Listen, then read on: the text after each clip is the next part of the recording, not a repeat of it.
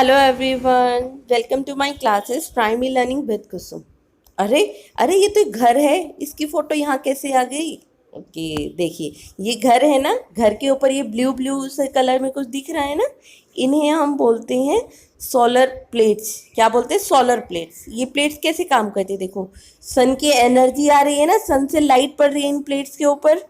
इन plates पे जैसे ही light पड़ती है तो हमारे घरों में, देखिए, जैसे इस घर में, पूरे घर में लाइट दिख रही है ना अंदर। यहाँ पे भी सोलर प्लेट लगी हुई है। जैसे ही ये सोलर प्लेट लगती हैं, इन पे लाइट पड़ती है, सन की लाइट्स पड़ती है। देखो, सन की लाइट पड़ रही है ना, ये ऊपर सन है, तो इससे हमारे घर में लाइट आ जाती है। इन्हें बोलते हैं इसे बोला जाता है सोलर एनर्जी। ओके, अब हम इसी के बारे में कुछ पढ़ते हैं। आज का हमारा टॉपिक है chapter number 6, where the sun never sets. मतलब जहाँ कभी भी अंधेरा नहीं होता, सन कभी भी अस्त नहीं होता। ठीक है, आज हम इसी चैप्टर के बारे में पढ़ेंगे। Okay. Situated near the dairy town of Anand in Gujarat, Kalyanpura. Situated near मतलब किसके पास स्थित है? डेयरी टाउन ऑफ आनंद। एक आनंद नाम की जगह है, उसकी डेयरी टाउन मतलब डेयरी शहर के पास, गुजरात के कल्याणपुरा गांव। किसकी बात है? गुजरात के कल्याणपुरा गांव की।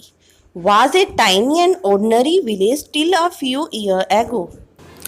टाइनी मतलब छोटा सा, ऑर्डिनरी मतलब एक साधारण सा, सिंपल सा गांव था। गांव का नाम क्या था? कल्याणपुरा। आनंद डेयरी शहर इन गुजरात में कल्याणपुरा नाम का एक छोटा सा साधारण सा गांव था कई साल पहले। ओके, इसमें क्या था? ए हैंडफुल ऑफ हाउसेस, मुट्ठी भर घर मतलब थोड़े से घर। ए प्राइमरी स्कूल, एक प्राइमरी स्कूल था, छोटा सा स्कूल। ए स्मॉल फ्लोर मिल, एक आटा चक्की। And a tiny grocery shop, और एक किराने की छोटी सी शॉप।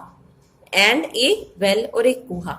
मतलब क्या था? मुट्ठी भर, उस गांव में क्या थे? मुट्ठी भर मकान, एक ग्रोसरी शॉप, किराने की दुकान, ए स्मॉल फ्लोर मतलब एक आटा चक्की की दुकान, और एक छोटा सा स्कूल, और एक कुआं। All this made the village. इन्हीं सब चीजों से इन्हीं सब चीजों से मिलकर ही एक गांव बना था। ठीक है, इन्हीं सब चीजों से मिलकर ही एक गांव बना था।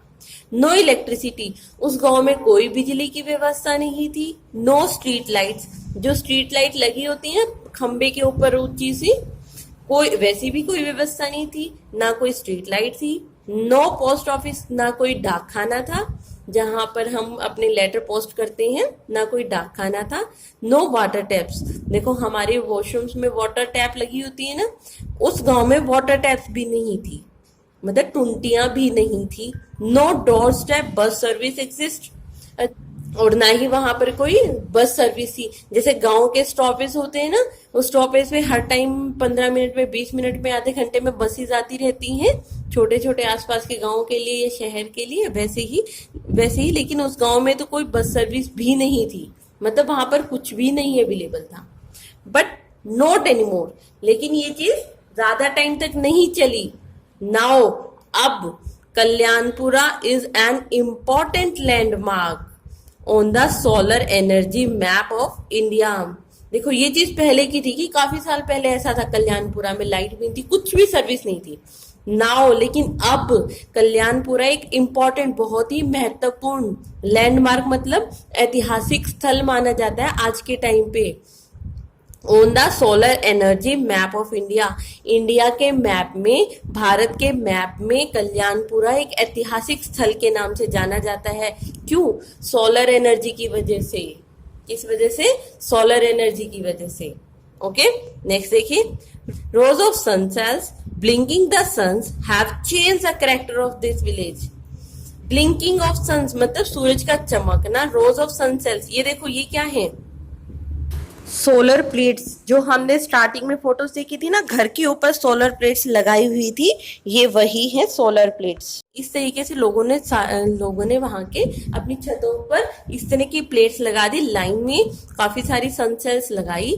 ब्लिंकिंग ऑफ द सन, सूरज की चमक ने, हैव चेंज बदल दिया, the character of this village, उस विलेज का जो कैरेक्टर था, उस विलेज की जो परिभाषा थी, बिल्कुल ही बदल दी। मतलब पहले तो वहां कुछ भी नहीं हुआ करता था, अब वहां पे सारी फैसिलिटी है। क्यों? सिर्फ सोलर एनर्जी ने, किसने? सोलर एनर्जी ने वहां की परिभाषा ही बदल दी। These sun cells are known as the solar cells. देखिए क्या बोला जाता है, सोलर सेल्स। क्या बोला जाता है उन्हें? Solar cells. They catch the sun rays. ये क्या पकड़ती है? सूरज की किरणें। कैच मतलब पकड़ना, सनरेज मतलब सूरज की किरणें।